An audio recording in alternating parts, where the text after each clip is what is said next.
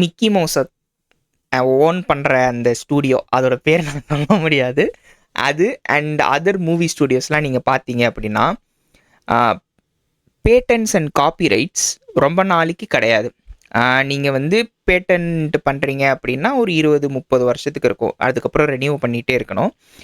காப்பிரைட்லாம் பண்ணுறீங்க அப்படின்னா 99 இயர்ஸோ 100 இயர்ஸோ தான். அதுக்கு மேலே நீங்கள் அந்த காப்பிரைட் ஹோல்டராக இருக்க முடியாது. அது வந்து பப்ளிக் ஆகிடும். பப்ளிக் மீன்ஸ் இப்போ ஃபார் எக்ஸாம்பிள் மிக்கி மவுஸ் வந்து இப்போ பப்ளிக் ஆக போகுது. ஐ திங்க் வித்தின் 2 to 3 இயர்ஸில் Mickey mouse is going to be open and public.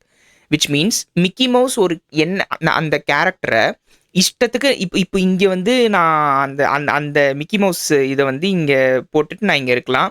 அந்த மிக்கி மவுஸ் வந்து எனக்கு வந்து வவுச் பண்ணுற மாதிரி நான் பண்ணலாம். லைக் பேசிக்கலி அந்த காப்பிரைட் இன்ஃப்ரிஞ்ச்மெண்ட்டோ எதுவுமே அந்த ஸ்டூடியோலேருந்து அவங்க பண்ணவே முடியாது. ஏன்னா அது ஓப்பன் டு பப்ளிக் ஆயிடுச்சு. அது வந்து ரொம்ப நாளாகவே இருக்குது.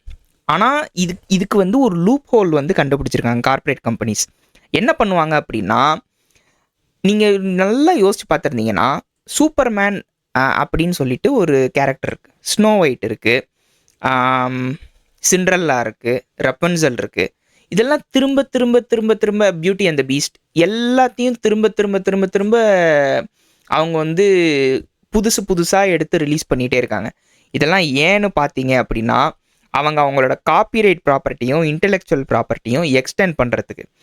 இப்போது நான் அந்த மாதிரி மிக்கி மவுஸ் வச்சு ஒரு ஹாரர் படம் எடுக்கிறேன்னு வச்சுக்கோங்களேன்.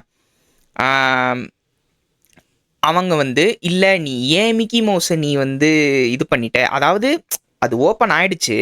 ஆனால் அவங்க ஃபஸ்ட்டு அது ஓப்பன் ஆகிற அன்னைக்கே அந்த வாரத்திலேயே மிக்கி மவுஸ் வச்சு ஒரு படத்தை ரிலீஸ் பண்ணிடுவாங்க. நீ என்னோட மிக்கி மவுஸை தான் காப்பி பண்ணியிருக்க, ஓப்பனில் இருக்கிறது இது கிடையாது, ஸோ இது ஃபேர் யூஸில் வராது, டிரான்ஸ்ஃபர்மேட்டிவ் யூஸும் கிடையாது, நீ என்னோட மிக்கி மவுஸுக்கு வர ஆளுங்களெல்லாம் நீ தட்டிட்டு போக பார்க்குற அப்படின்னு சொல்லிட்டு அப்படி ஒரு காப்பிரைட் இன்ஃப்ரிஞ்ச்மெண்ட்டுக்கு கேஸை போட்டுருவானுங்க.